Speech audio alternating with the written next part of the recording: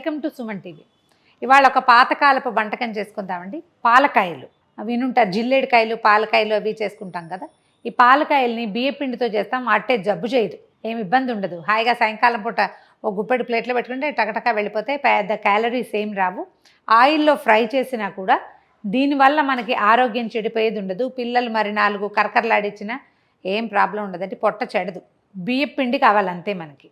ఈ బియ్య పిండిలో ఏం చేస్తాం మనము, ఇది వరకు ఏం చేసేవాళ్ళు అంటే 2 రకాలుగా చేస్తారండి. బియ్య పిండిలో వేడి నీళ్ళు పోసి కలపడం ఒక పద్ధతి అయితే, పిండినే వేడి నీళ్ళల్లో పోసేసి అంటే నీళ్ళల్లో పోసి మనం అప్పాల పిండి ఉప్పుతాను చూడండి, అలా ఉప్పి చేసుకోవడం ఒక మెథడ్.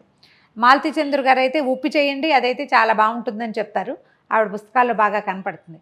నాకు ఈ వేడి నీళ్ళు పోసింది అప్పటికప్పుడే చేసుకోవాలి, ఎవరు సహాయం దొరకలేదనుకోండి అప్పుడు భలే కష్టంగా ఉంటుందండి. ఈ పాలకాయలు వీటికి ఏంటంటే వెన్నుండలు, వాటికి 2 మనుషులు ఉండాలి, 3 అందరు కలిసి కూర్చుని ఉండలు చేయాలి, బుజ్జి ఉండలు చేయాలి కదా, కొంచెం టైం పడుతుంది. చేసి చూద్దాం. సింపులేనండి, పెద్ద విషయం కాదు.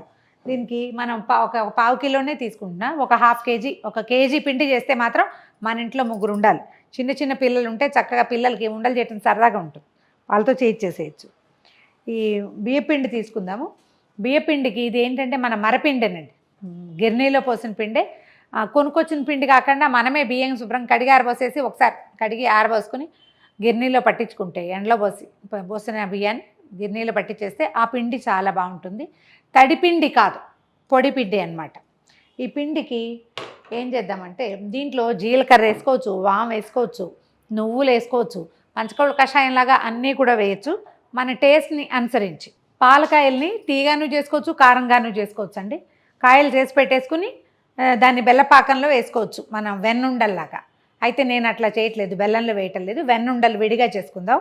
ఇవి జస్ట్ జీలకర్ర, వాము, తర్వాత ఏమో కొంచెం ఉప్పు, కారం, అంత మాత్రం వెన్న వేస్తానండి. కొంచెం అంత వెన్న వేసుకుంటే చాలా మృదువుగా కరకరలాడుతుంటాయి, మొరమొరలాడుతూ వస్తాయన్నమాట. కట్టకటక అనవు, చాలా సాఫ్ట్గా వస్తాయి. మామూలుగా ఒకవేళ వెన్న లేదనుకోండి, మనం అంత నెయ్యి కానీ నూనె కానీ మరకాచి కాచిన దాన్ని వేడివేడి దాన్ని పోస్తే అవి కూడా బాగా వస్తాయండి.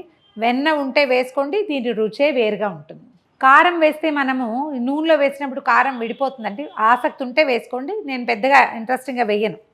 బియ్యపిండి మనం ఒక కప్పు, పెద్ద కప్పు తీసుకున్నాం, కప్పుకి సరిపడా ఉప్పు, తర్వాత ఏమో ఒక 1/2 టీ స్పూను జీలకర్ర, తర్వాత ఒక 2 చిటికెల వాముని కొంచెం నలిపి, శుభ్రంగానే ఉన్నాయండి ఇదివరకట్లాగా మనం వాము బాగు చేసుకోవాలి, జీలకర్ర బాగు చేసుకోవాలి, ఆ గోళలు లేవు మనకి, చక్కగా మంచివి దొరుకుతున్నాయి. ఈ నలిపిన దాన్ని వేసేసేయండి. నేనేం చేస్తానంటే ఇలా ఏం చేసినా ఇంగుని చిన్న ముక్కని నీటిలో వేసి నానబెడతామండి. ఇంగు పాలు పోసుకుంటే వాసన భలే బాగుంటుంది. ఇది పక్కన పెడతాం. దీంట్లోకి ఒక సుమారుగా అంత ఒక నిమ్మకాయ అంత వెన్న వేసేసి మొత్తం చక్కగా కలిపేసేయండి. వెన్న చక్కగా కలిపేసామండి. ఇప్పుడు ఈ ఇంగు కలిపిన నీళ్ళను కూడా ఇందులో పోసేయండి. పొడి ఇంగు ఉంది, మన ఎల్జీ ఇంగు డబ్బాలతో వాడుకుంటాం కదా, అది ఉంటే ఒక 2 సార్లు ఇట్లా స్క్వీజ్ చేయించాలి. 2 చిటికెల పిండి కలిపేసాం కదా, దీన్ని పక్కన పెట్టుకుందాము. మనం ఏ కప్పుతో పిండి తీసుకున్నామో, ఒక 1/2 కేజీకి 1/2 లీటర్ నీళ్ళు అనుకోండి సుమారుగా. మనం ఏదో కొలత పెట్టుకుంటాం కదా, ఎంత బియ్య పిండి తీసుకుంటే అన్ని నీళ్ళు, అంటే 1కి 1 పెట్టుకుంటే సరిపోతుంది. ఒక కాస్త మందపాటి గిన్నె పెట్టుకోండి. ఈ కప్పు బియ్య పిండి తీసుకున్నాను కదా, కప్పు నీళ్ళు తీసుకుందాం. స్టవ్ వెలిగించండి. నీళ్లు మరగనిచ్చి, మనం అప్పాలు అవి ఎలా ఉప్పుతాం, పిండి ఉప్పటం అంటారు, ఉడికించటం అన్నమాట. స్టవ్ ఆపేసాకే నీళ్ళు బాగా మరిగించడము, వేడి నీళ్ళల్లో పిండి పోసేసి చక్కచక్క కలిపేసేయటము, కలిపేశాక తీసి పక్కన పెట్టుకోవటం అన్నమాట. నీళ్లు తెరులుతున్నాయి చూడండి, సిమ్లో పెట్టేయండి. ఇప్పుడు ఏం చేద్దామంటే మనం రెడీగా పెట్టుకున్న బియ్య పిండిని నీళ్ళల్లో పోసేయండి.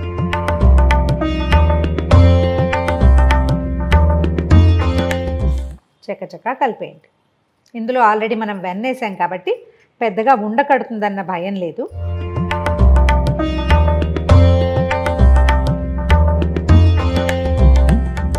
స్టవ్ ఆపేద్దాము. ఆశాంతం ఒకసారి పైకి కిందకి మొత్తాన్ని చక్కగా కలిపేయండి. స్టవ్ మించి దించకపోతే మనకి ఇది అడుగంటిపోతుంది. ఇక అది అడుగంటకూడదు, మనకు కరెక్ట్గా రావాలి. ఇంగువ గుమగుమలాడుతూ బియ్యపిండి ఉడికిన వాసన వచ్చేస్తుంది, సరిపోతుంది. దీన్ని ఏం చేయాలంటేనండి, పొద్దున్న చేసేసుకుని పక్కన పెట్టుకుని ఇలా ఉడికించి పక్కన పెట్టేసుకుని మధ్యాహ్నం తాపిగా ఒక 5-6 గంటల తర్వాత కూడా చేసుకోవచ్చు. మనం వేడి నీళ్లు పోసి కలిపిన పిండి అప్పటికప్పుడు చేసుకోవాలి. దీన్ని ఏంటంటే మధ్యాహ్నం చేసుకున్నా మనకు ప్రాబ్లం ఉండదు, తర్వాత ఇవి పగులుతాయి పేలుతాయి ఆ భయం కూడా ఉండదు. తాపీగా చేసుకోవచ్చు. ఎక్కడైనా ఉండుందని అనుమానం ఉంటే ఒకసారి అలా చేత్తో గట్టిగా ఆదిమి ఉండలు గచ్చకాయలు లేకుండా చూసుకోండి. దీన్ని పక్కన పెట్టేయండి. కొంచెం చల్లారాక చేత్తో మెత్తగా పిసికేసి మూత పెట్టి పక్కన పెడదాము. మధ్యాహ్నం అంటే ఇప్పుడు 10 o'clockకి చేసేసామనుకోండి, 2:00కో 3:00కో తాపీగా కూర్చుని చక్కగా ఉండలు చేసుకుని వేయించేసుకోవచ్చు. పిండి ఉప్పి ఉంచుకున్నాం కదా, దీన్ని చిన్న చిన్న ముద్దలుగా తీసుకోవటము, చక్కగా బాగా నలిపేస్తే మనకి చపాతీ పిండిలాగా ఎక్కడైనా ఒక చిన్న చిదప ఉండిపోతే అది సెట్ అవుతుంది. ఇంకేం నేతి చేయి కూడా అక్కర్లా. ఇందులో మనం వెన్నేసాం కదా, చూడండి ఇలా జిడ్డుగా అయిందో.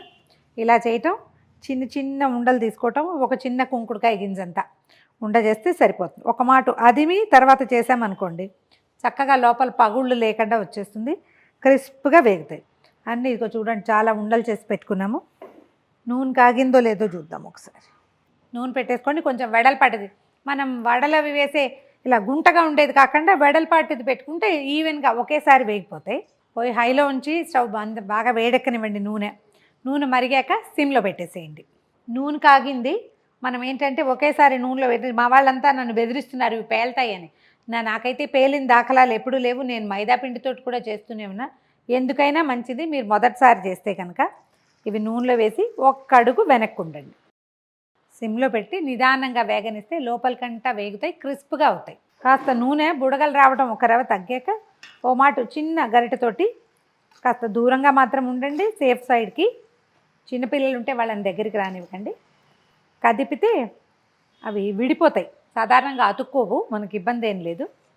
ఇలా వాయిలుగా వేయటము, వేయించేసుకుని పక్కన పెట్టుకోవటం. ఈ పేటాలు వీటిని మనం పాకం పట్టాలని అనుకుంటే కనుక ఇందులో నేను మొదట వేసాను కదా చారెడు, అంత ఉప్పు వేయకూడదు. ఈ జీలకర్ర అవి వేసుకోకూడదు. ఇవి ఇలాగే కరకరలాడుతూ తినడం కోసమే చేసుకుంటున్నాం. పాలకాయలు అంటారు, ఏ ప్రాంతాల్లో ఎలా అంటారో చూడండి. గుండ్రంగా కాకుండా కొంచెం కోల షేప్లో, కాస్త చిన్న ఓవెల్ షేప్ తెస్తే సరిపోతుంది. గోల్డెన్ బ్రౌన్ కలర్ వచ్చాక మనకి గారెలాగా కరకరలాడే రంగు కనపడుతుంది కదా, ఈ కలర్ వచ్చినప్పుడు తీసేయండి. ఆయిల్ అస్సలు తీసుకోబండి ఇవి. మనం ఈ నూనె మాత్రం పల్లి నూనెతో అస్సలు చేయొద్దు, సన్ఫ్లవర్ ఆయిల్తో చేసుకోండి. ఇది వరకు డాల్డాతో చేసేవాళ్ళు, మనం డాల్డా వాడడం బాగా తగ్గించేసుకున్నాం కదా, హెల్త్ బెనిఫిట్స్ ఆలోచిస్తున్నాం. చూడండి ఎలా గలగలలాడుతున్నాయో. మొదటిసారి కొంచెం తక్కువ వేసాను, రెండోసారి నూనె కాగుంది, సిమ్లో పెట్టడము, ఎక్కువ వేసేద్దాం.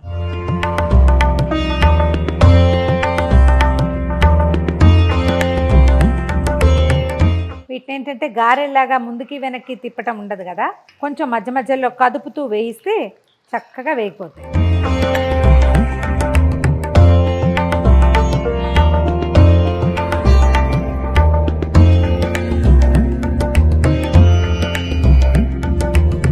ఇవి కొంచెం వేగడానికి సమయం తీసుకుంటాయి. మామూలు మన పచ్చిపిండి వేగినంత స్పీడ్గా వేగవు, ఎక్కువ రోజులు మొరమొరలాడుతుంటే టేస్ట్ మారకుండా కూడా ఉంటుంది.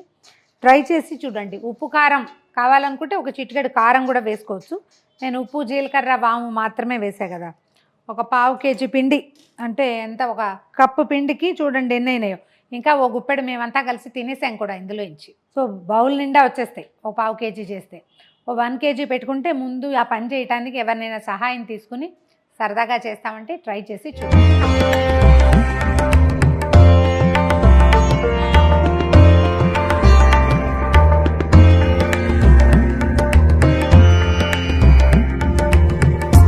ఈ వీడియో కనుక మీకు నచ్చినట్లయితే లైక్ చేయండి, షేర్ చేయండి. మరిన్ని ఇంట్రెస్టింగ్ వీడియోల కోసం సుమన్ టీవీని సబ్స్క్రైబ్ చేసుకోండి.